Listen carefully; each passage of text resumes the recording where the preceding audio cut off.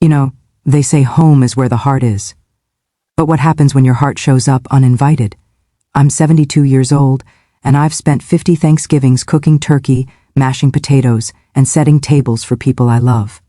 This year, I thought I'd do something different. I thought I'd surprise my son Michael at his new house in Portland, the one he'd been so excited about but never quite found time to invite me to see. I should have known better. The morning I left Boise, the sky was that particular shade of gray that makes you want to crawl back under your quilt with a cup of coffee and a good book. But I'd already packed my overnight bag, wrapped the pecan pie I'd made at 5 a.m., and programmed Michael's address into my GPS. My neighbor, Dorothy, had raised her eyebrows when I told her my plan. "You sure he's expecting you, Linda?" she'd asked, her hands wrapped around her coffee mug on my front porch. "It's Thanksgiving, Dot. Family doesn't need an invitation." The look she gave me said everything her mouth didn't. The drive took 6 hours. I listened to an audiobook about a woman who sailed around the world alone at 60. Inspiring, really, though I had to pause it every time the narrator described storms at sea. My knuckles were white enough gripping the steering wheel through mountain passes without imagining myself drowning in the Pacific. I arrived just after 2 o'clock. Michael's house was beautiful, a craftsman-style home with a wide porch and flower boxes that probably bloomed beautifully in spring. Now they held the brown remnants of summer geraniums, forgotten in the rush of fall. The driveway was full, Michael's SUV, his wife Jennifer's sedan, and a car I didn't recognize. Good, I thought. A full house means a full table. There'd be plenty of room for one more. I grabbed my pie and my bag and walked up those porch steps with my heart doing a little tap dance. Through the window, I could see movement, hear laughter. The smell of roasting turkey seeped through the doorframe. I knocked. The laughter stopped. Michael opened the door, and I'll never forget the look on his face. It wasn't joy. It wasn't even surprise. It was something closer to panic. "Mom?" He didn't move from the doorway, didn't step aside, just stood there filling the frame like a question mark. "Happy Thanksgiving, sweetheart." I held up the pie like a peace offering. "Surprise! I know I should have called, but I wanted to see your new place and I thought, Mom, you can't be here." 4 words. That's all it took to knock the wind right out of me. "What do you mean I can't be here? It's Thanksgiving, Michael. I drove 6 hours. You should have called." His voice was low, urgent. Behind him I could see Jennifer in the kitchen, frozen with a serving spoon in her hand. A little girl I'd never seen before, maybe 5 or 6, peeked around the corner. "Who is it, Daddy?" My heart cracked right down the middle. Michael glanced back, then stepped onto the porch and pulled the door mostly closed behind him. The November cold wrapped around us both. "Mom, listen, today is complicated." "Complicated? Michael, I'm your mother. I made a pie.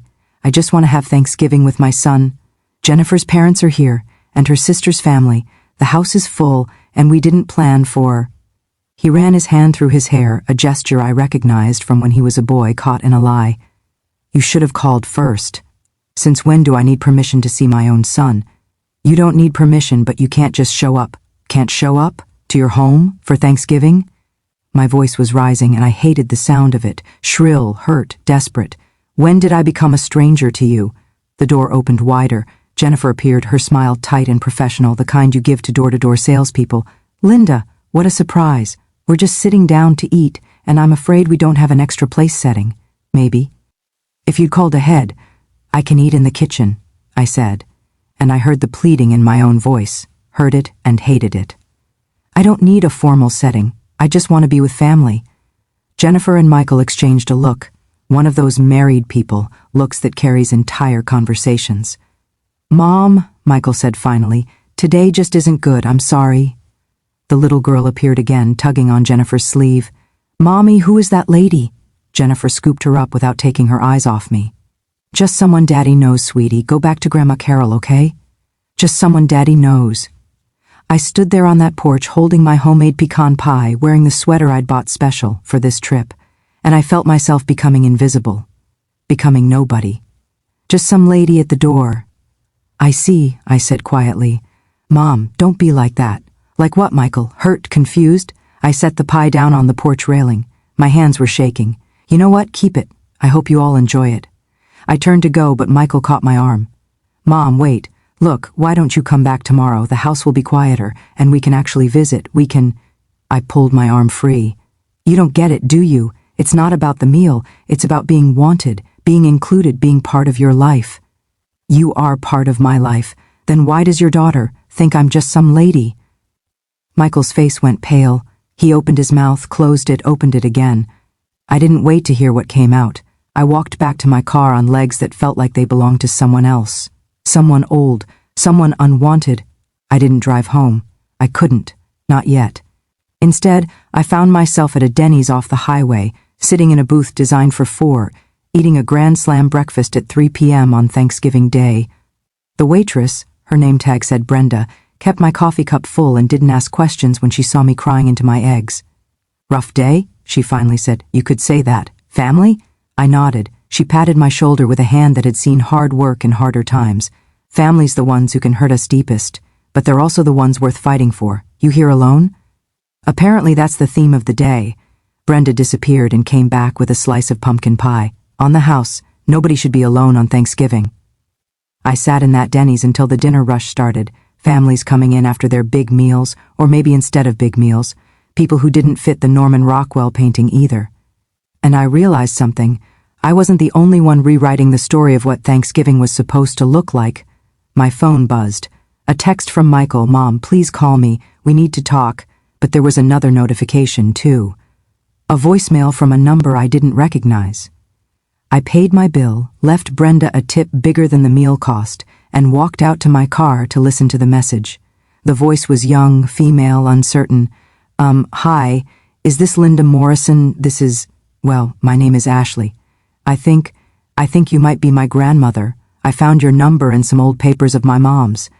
She passed away last year, and I've been trying to find family ever since. If you had a daughter named Sarah, could you please call me back? I sat in that Denny's parking lot as the sun set on Thanksgiving Day, holding a phone that had just cracked, my world open in a completely different way. Sarah. My Sarah, who'd left home at 18 after a fight I couldn't even remember the details of anymore. Who'd disappeared into a life I was never invited into. Who I'd mourned as lost for 23 years. Sarah had a daughter, I had a granddaughter, who was looking for me, and suddenly, the door that had closed in Portland felt like the one that needed to close, because somewhere out there was a door I didn't even know existed, one that might actually open. I looked at Michael's text again, then at Ashley's number. Tomorrow, I'd deal with my son and whatever explanation he had. Tomorrow, I'd figure out what had gone so wrong that his own child didn't know my name. But tonight? Tonight, I had a call to make. Sometimes the family we've lost comes looking for us in ways we never expect, and sometimes the worst Thanksgiving becomes the doorway to the best thing we never knew we were missing. But first, I had to make that call, and hope this Ashley was real, and that Sarah's story hadn't ended the way I'd always feared it had. What would you do?